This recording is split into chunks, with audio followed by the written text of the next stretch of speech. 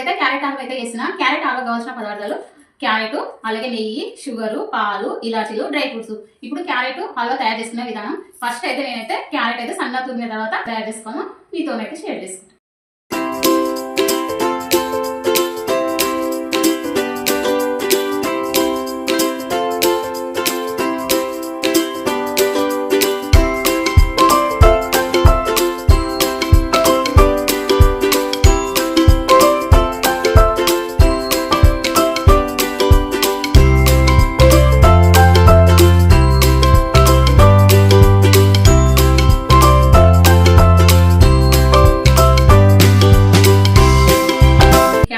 ఇష్టం లేని వాళ్ళకు ఇట్లా చేసి పెట్టినాం అనుకో, పిల్లలు అయితే ఇష్టంగా తింటారు. మా ఇంట్లో అయితే చాలా ఇష్టపడతారు క్యారెట్ హల్వా అయితే.